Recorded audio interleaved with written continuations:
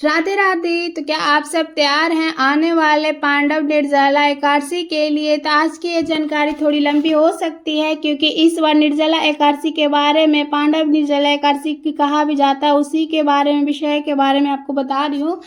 और इस बार 2 बार पढ़े सभी जगह अनेक संशय फैले हुए भी हैं। सभी के मन में यही संशय है कि निर्जला एकादशी का पालन हमें कौन सी दिन किया जाए, और निर्जला एकादशी का दिन हमें प्यास न सताए, उसके लिए हमें कौन सा उपाय हम सभी कर सकते हैं। साथ ही घड़े का दान का क्या विधि होती है, निर्जला एकादशी का व्रत हमें सभी पहली बार उठा सकते हैं या नहीं, या साथ ही ये भी जानेंगे सुबह से लेकर रात्रि तक और अगले दिन पारण के समय तक हमें कौन से नियमों का पालन करनी चाहिए। चलिए हमें एक शास्त्रों के सभी संशयों को समाधान करते हैं और देखते हैं कि इस बार निर्जला एकादशी कब आ रही है। और अंत तक वीडियो को अवश्य देखिएगा, क्योंकि आज के निर्जला एकादशी का विशेष वीडियो 3 भाग में होगा। शुरुआत के 2 भाग में हम 2 दिन आने वाले एकादशी के सभी शुभ मुहूर्त और दोनों दिन के पारण का समय का विस्तार से समझाएंगे, और तीसरे और अंतिम भाग में हम आपको बताएंगे कि आखिर ये क्यों एकादशी 2 दिन आ रही है।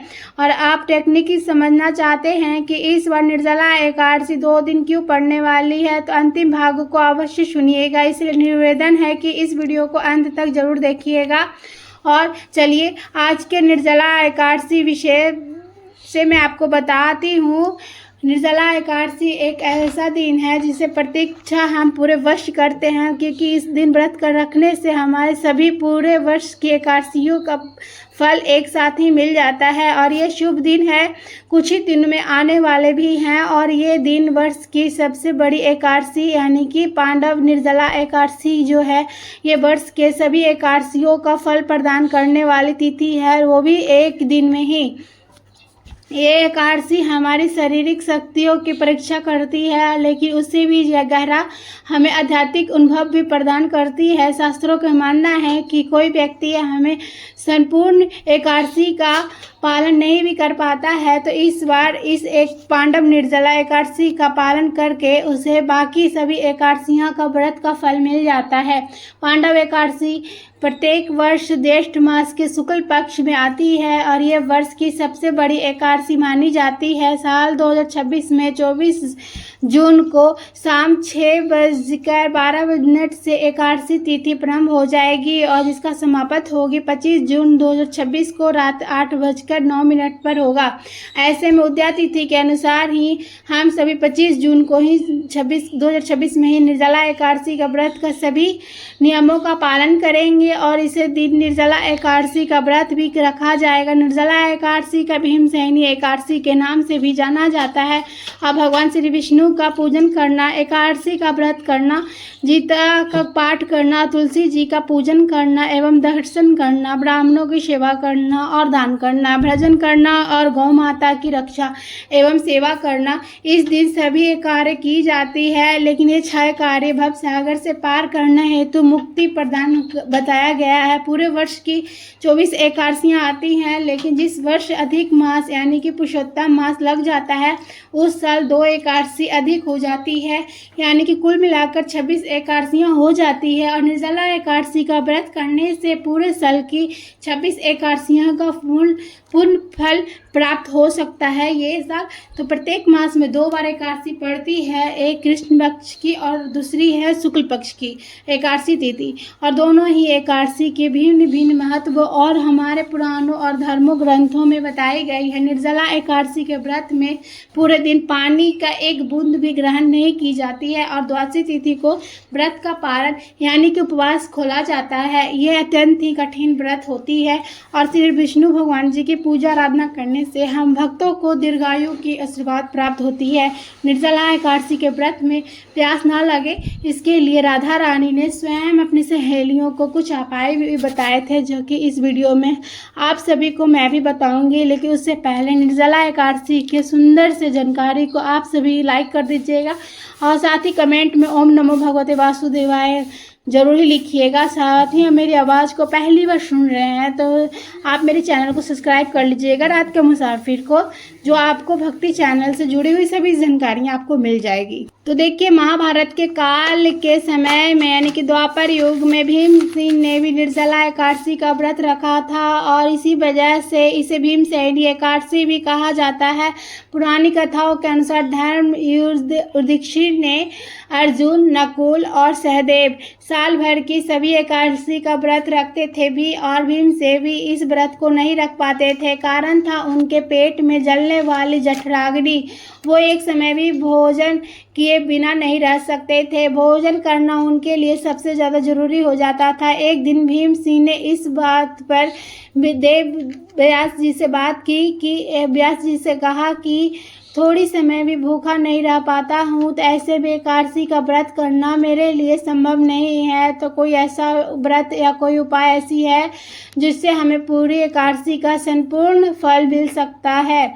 इस बात सुनकर व्यास जी ने भीमसेन को ज्येष्ठ मास के शुक्ल पक्ष की एकादशी को यानी कि निर्जला एकादशी के महत्व के बारे में बताया। व्यास जी ने कहा, साल भर में सिर्फ एक एकादशी का व्रत रखने से तुम्हें साल भर की सभी एकादशियों का पुण्य फल एक साथ प्राप्त हो सकता है। इसके बाद भीमसेन ने इस एकादशी का व्रत किया था। इस व्रत बहुत ही जटिल होता है, लेकिन इसलिए किसी भी तरह से रोगी को, वृद्ध को या फिर बच्चों को इस व्रत को भूल से भी नहीं करनी चाहिए।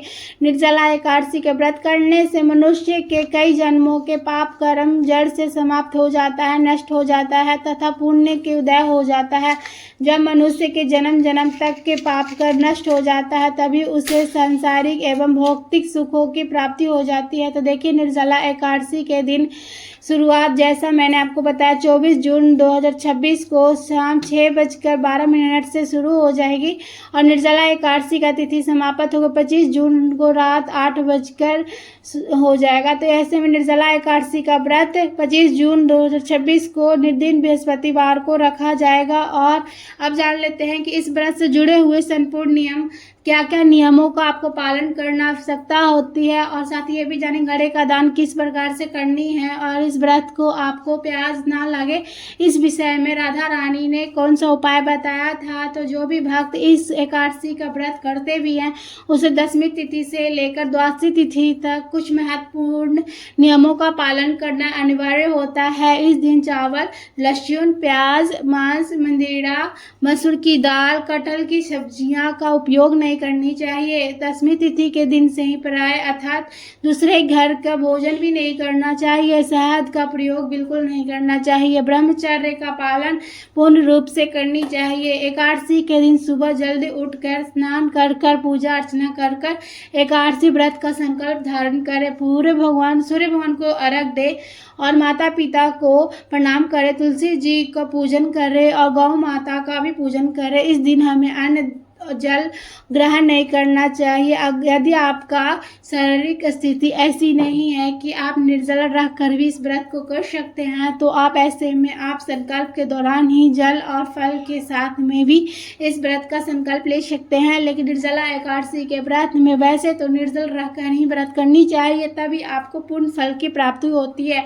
लेकिन आपकी शारीरिक स्थिति सही नहीं है तो आप भगवान को प्रणाम कर भी इस व्रत के संकल्प के दौरान ही कर सकते हैं कि हे प्रभु, मेरे शारीरिक क्षमता ऐसी नहीं है कि मैं पूरे दिन निर्जल रहकर इस व्रत को कर सकता हूँ। तो ऐसे में जो क्षमता है उसके अनुसार ही मैं आपको नियमित व्रत को समर्पित करती हूँ या करता हूँ। ये फल और जल के साथ ही इस व्रत को मैं करूँगी और इस प्रकार से आप इस व्रत का संकल्प ले भी सकते हैं। और फलोत्तम फल और दूध और फल भी होते हैं। एकादशी के दिन ना तो झूठ बोले, ना तो क्रोध करे और लड़ाई झगड़ा वाद विवाद बिल्कुल भी ना करे। ब्रह्मचर्य का पालन करना चाहिए और दाढ़ी कटिंग बालों नहीं करवानी चाहिए। और सभी 10वीं तिथि को अपने बाल को सिर से धो लीजिएगा, उसके बाद ही बालों में कटिंग ना लगाएं। रात्रि जागरण का भी विधान होता है। पूजन पाठ करने के ब्राह्मण के मुख से एकादशी व्रत के कथा का स्मरण करें। तो इस तरीका से आप कर सकते हैं। जैसा मैंने सभी को बताया है कि 25 जून 2026 को दिन बृहस्पतिवार को निर्जला एकादशी का व्रत किया जाएगा और इस दिन आपको जल से भरे हुए कलश का दान करना है। नमक, तेल और वस्त्र, फल अनाज आदि का दान इस दिन आपको जरूर ही करनी है। निर्जला एकादशी के व्रत में जल का दान करना बहुत पुण्य फल बताया गया है, तो इसलिए भगवान श्री विष्णु जी के प्रसन्न भी हो जाते हैं। जो लोग नमक का दान करते हैं उन्हें मृत्यु के पश्चात भोजन प्राप्त होता है। जो लोग तिल का दान करते हैं उसे दुख और रोग से उन्हें मुक्ति मिल जाती है। जो लोग शास्त्र के अनुसार निर्जला एकादशी के दौरान भीषण गर्मी का प्रकोप होता है, लेकिन इस दिन ठंडे पानी में दान करना चाहिए। इसलिए साथ ही अगर इस दिन जल का दान करना भी बड़ा ही शुभ माना गया है। कहा जाता है कि इस दिन गुड़ का दान करना भी बड़ा ही शुभ माना जाता है। निर्जला एकादशी पर गुड़ का दान करने से रिश्तों में मिठास आती है। निर्जला एकादशी के दिन जूते का भी दान किया जाता है। कहते हैं कि जूते का दान करने से मोक्ष की प्राप्ति होती है। और निर्जला एकादशी के दिन अनाज का कभी दान करनी चाहिए, क्योंकि इस दिन अनाज का दान करने से घर में कभी भी अन्न की भंडार खत्म नहीं होते हैं। निर्जला एकादशी के दिन जरूरतमंदों को शरबत पिलाना चाहिए। कहते हैं कि इस दिन सभी प्रकार की मनोकामनाएं पूर्ण हो जाती है। माँ लक्ष्मी की घर में आपकी वास हो जाती है। शास्त्र कहते हैं कि इस दिन सुयोग्य ब्राह्मण को जूते दान करना बहुत शुभ माना जाता है। जिस दिन जूते का दान करने वाले व्यक्ति को सोने के विमान में बैठकर स्वर्ग लोक जाने का सौभाग्य प्राप्त होती है। निर्जला एकादशी के व्रत में हमें छाया दान भी इस जरूरी करनी चाहिए, यानी आपका समर्थ हो तो कहीं पर भी प्याव लगवाए, वस्त्र का दान करे। कहा जाता है कि इस दिन किए गए दान जितनी भी होते हैं उतनी मृत्यु के पश्चात यम के यातनाओं को आपको बचाते हैं और भव सागर को पार करते समय यही संपूर्ण सामग्री हमें काम आती है। यानी कि जो छाया दान किया होगा उसे भव सागर की यातना के समय हमें इससे ही छाया प्रदान होगी। यानी गौ की दान किया होगा तो गौ माता हमें भव सागर से पार करने में हमें सहायता प्रदान करती है। यदि हम अन्न और भोजन दान किया होगा तो भूख लगेगी कभी हमें, तो यही हमें अन्न सामने हमारी आएगी। और प्याव हमने दान किया है तो जल हमारे सामने आएगा। इस दिन मौसमी फलों का दान करना शक्य कीजिएगा, ताकि आम, खजूर, तरबूज, ककड़ी आदि।